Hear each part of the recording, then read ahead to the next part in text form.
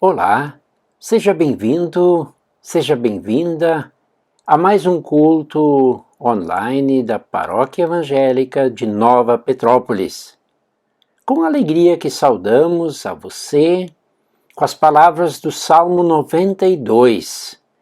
Bom é render graças ao Senhor e cantar louvores ao teu nome, ó Altíssimo. Anunciar de manhã a tua misericórdia e durante as noites a tua fidelidade. Não sei se você está nos assistindo pela manhã, ao meio-dia ou à noite. O salmista nos convida a agradecer sempre, a render louvores, a cantar ao nome de nosso Deus, anunciando de manhã a sua misericórdia, o seu amor que se renova a cada manhã, mas também anunciando durante a noite a fidelidade de Deus, o Deus que foi fiel e nos acompanhou durante todo o dia e nos guarda também na noite.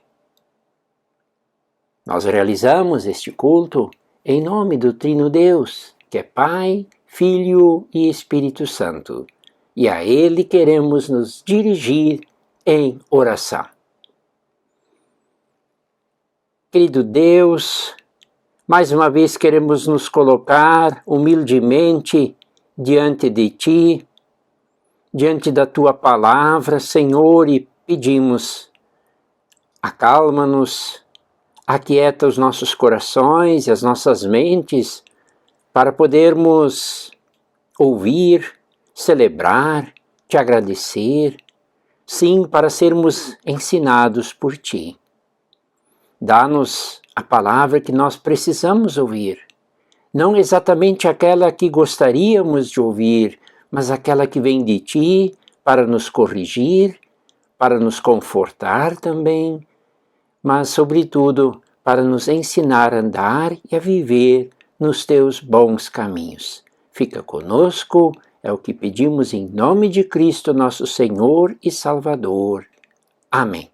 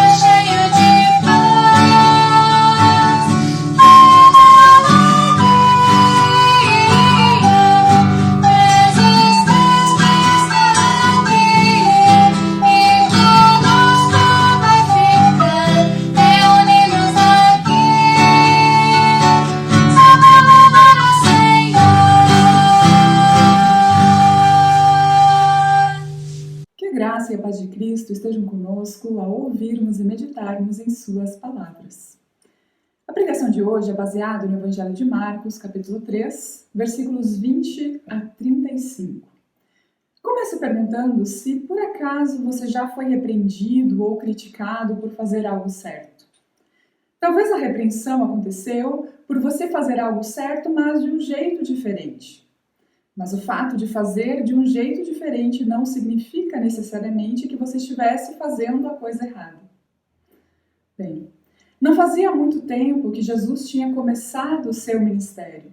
Ele realizava curas, expulsava demônios. Jesus falava de Deus de um jeito completamente diferente de como faziam os mestres da lei, os religiosos da época de Jesus. E isso fazia com que os mestres da lei ficassem com raiva de Jesus. Jesus dava atenção para as pessoas que vinham a ele. Jesus curava aqueles que estavam enfermos, mesmo no sábado, que era o dia sagrado de descanso para os judeus. Conforme o texto que lemos, Jesus estava com seus discípulos numa casa. E até mesmo na hora da refeição era incomodado por um grande número de pessoas que chegavam a ele para vê-lo, ouvi-lo e, quem sabe, serem curados por ele. A hora da refeição era um momento muito especial para os judeus.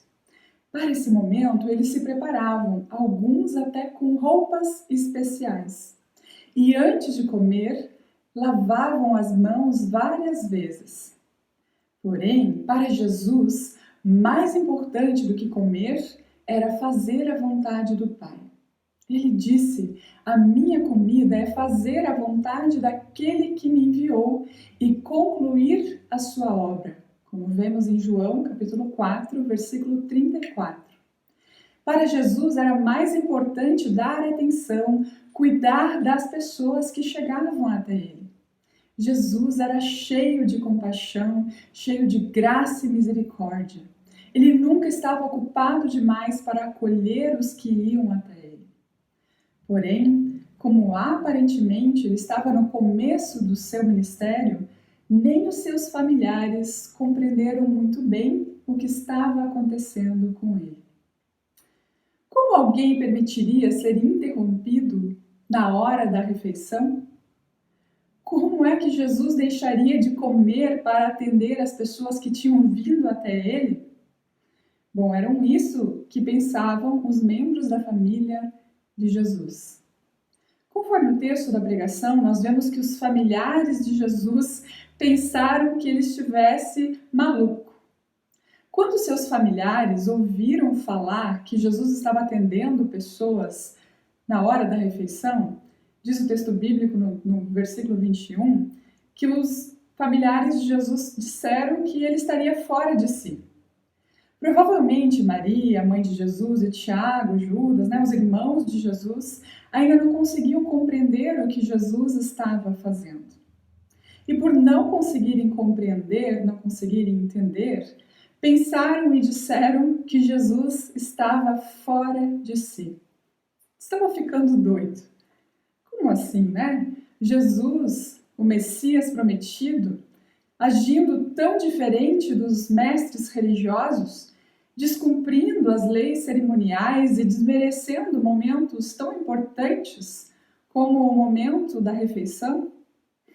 Jesus só podia estar maluco, pensaram os seus familiares. Para complicar ainda mais, os mestres da lei começaram a acusar Jesus de expulsar demônios em nome de Beelzebul, em nome do diabo.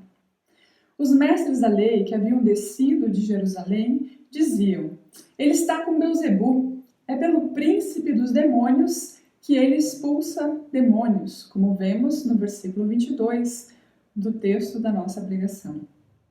Como sabemos, os mestres da lei não estavam nada satisfeitos com Jesus. Jesus conquistava a simpatia das pessoas. Ele era procurado pelas multidões. As pessoas estavam cada vez mais encantadas com Jesus, com o que ele dizia, com o que ele fazia. E talvez, aproveitando que os próprios familiares de Jesus chamaram ele de lunático, os fariseus emendam ali uma acusação para desmerecê-lo.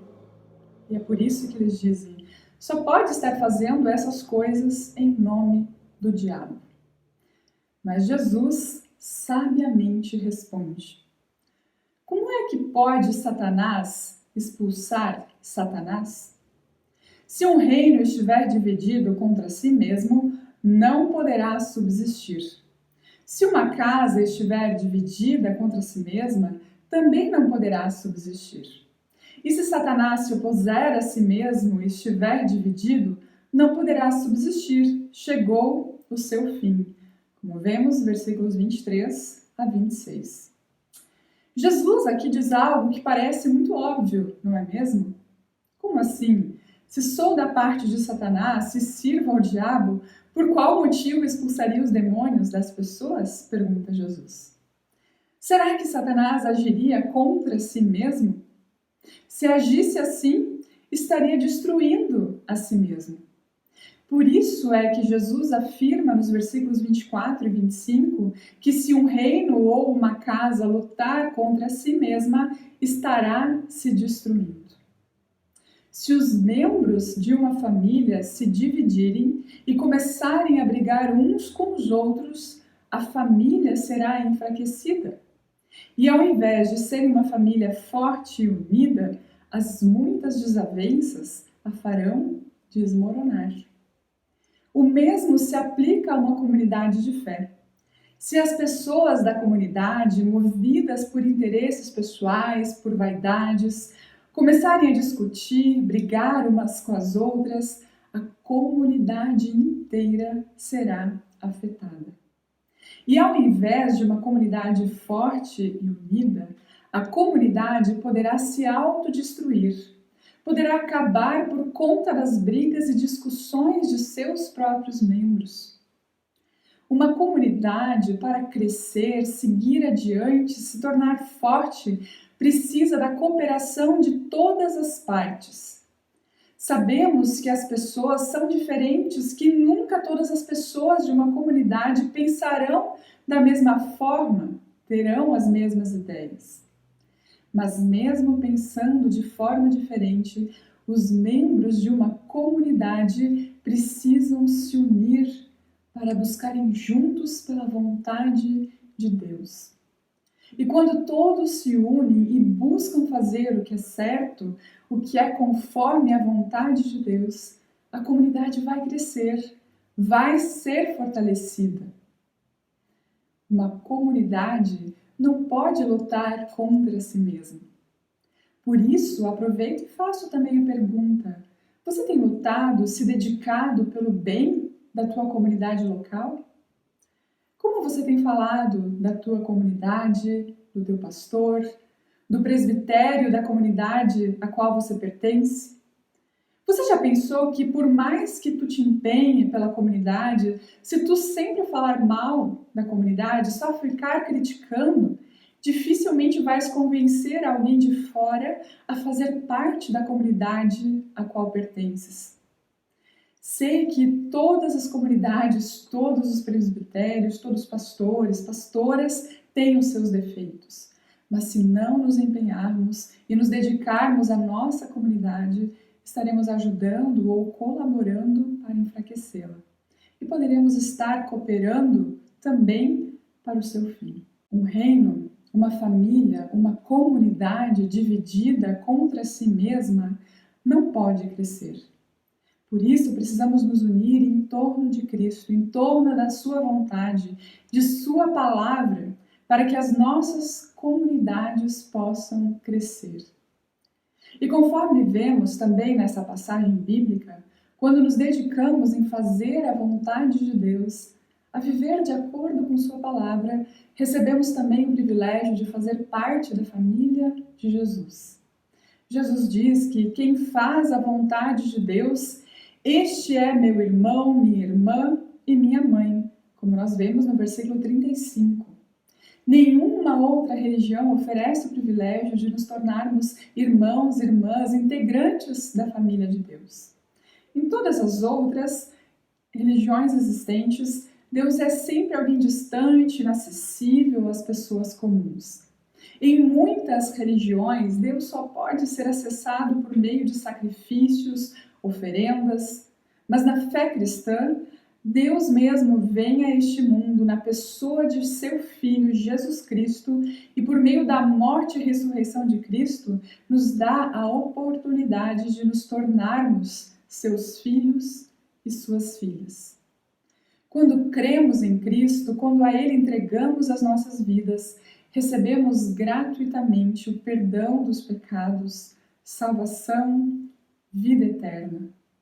E além de tudo isso, recebemos o privilégio de sermos integrados, de fazermos parte da família de Deus, como seus filhos. E nenhuma outra religião é concedido esse privilégio e essa dignidade. Deus nos adota como filhos e, por meio de Cristo, nos garante participação em seu reino, que já foi trazido a este mundo por Jesus Cristo e será plenamente consumado quando Jesus voltar para estar com os seus. Por isso, pergunto a você: você já faz parte da família de Deus? Já crê que Jesus é o único e suficiente Salvador, que não há nada que possamos fazer para receber a salvação? Já procuras viver a sua vida de acordo com a palavra? Sei que nunca seremos perfeitos, nunca conseguiremos cumprir com todos os mandamentos ao pé da letra, mas Jesus quer que vivamos próximos a Ele, que nos deixemos envolver por seu amor e permitamos que, pouco a pouco, Ele vá transformando as nossas vidas. Jesus deseja que busquemos viver de acordo com a sua vontade, de acordo com o seu amor, com a sua justiça. Espera que o honremos com as nossas vidas, que honremos a obra realizada por Ele na cruz em nosso favor.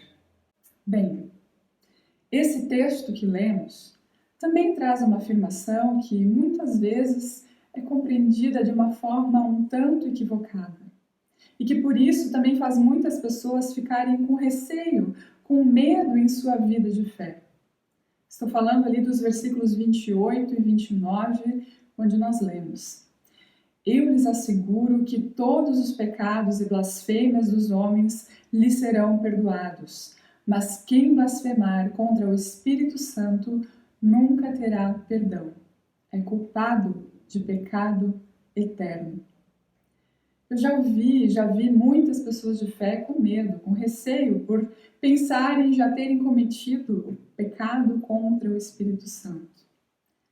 Mas Jesus profere essas palavras, pois estava realizando a obra de Deus, e os mestres da lei não reconheciam, não acreditaram que o que ele estava realizando era obra de Deus, em nome do Senhor. Antes preferiram acusá-lo de estar a serviço do diabo, a serviço de Belzebu. Quem não consegue reconhecer a obra de Deus, não reconhece que Jesus veio a este mundo entregar a sua vida para conceder perdão de pecados, salvação e vida eterna, não pode receber a salvação. Pois como receber o perdão e a salvação se eu sequer reconheço que Cristo é o Filho de Deus, que veio a este mundo para salvar e redimir o mundo perdido?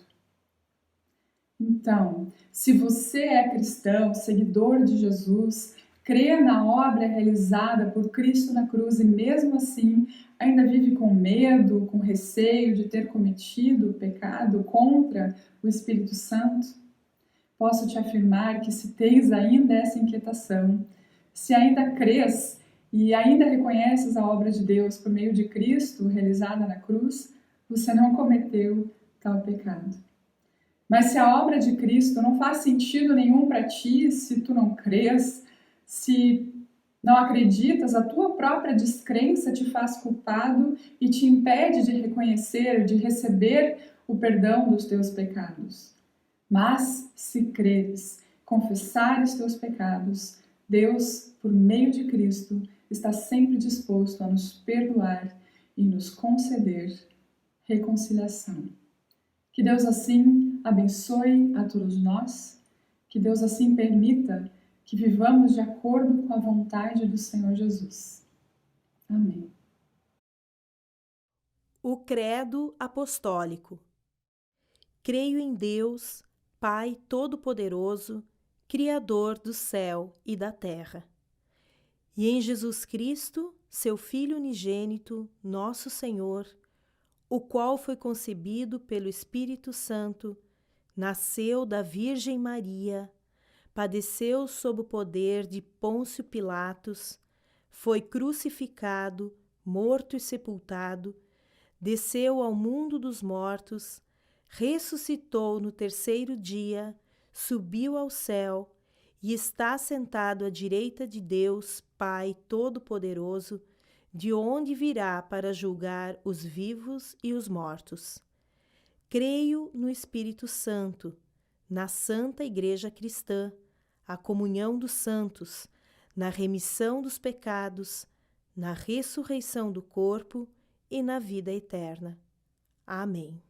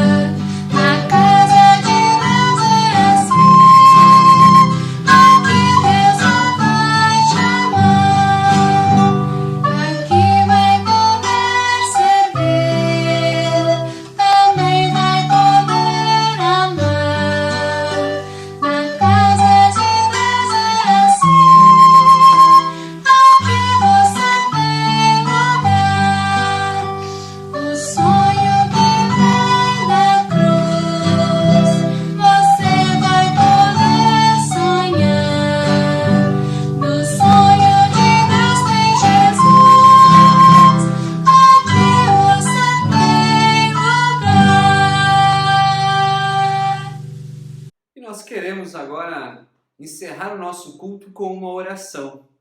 Agradecer a Deus porque Ele pôde abrir os nossos olhos, que nós não somos aqueles que agem contra o Espírito Santo, mas que acolhem o Espírito Santo, justamente confessando Jesus Cristo como Senhor e Salvador, reconhecendo que em Cristo Deus se manifestou. O que Cristo fez foi manifestação de Deus entre nós. Então, nesta confiança é que nós oramos e agradecemos a Deus. Querido Deus e Pai, te agradecemos porque em Teu Filho nós te reconhecemos. Tudo o que Ele fez remete à Tua obra, Tu que te preocupas conosco, Senhor. E assim queremos então pedir que Tu enchas o nosso coração de alegria, sempre de novo lembrando da Tua presença conosco.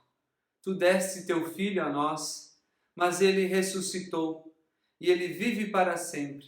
Te louvamos por isso e Ele se achega a nós por meio do Espírito Santo, que faz obras maiores ainda em nossas vidas, nos transformando de acordo com a Tua vontade. Continues agindo em nós.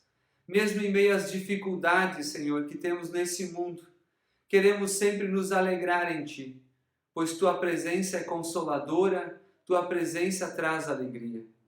Que nós percebamos aquilo que Tu fez e faz por nós.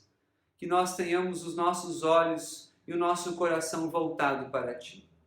E assim queremos pedir por todas as pessoas que passam por dificuldades, por pessoas que enfrentam doenças, por pessoas enlutadas, por pessoas que estão talvez no desespero e também na tristeza.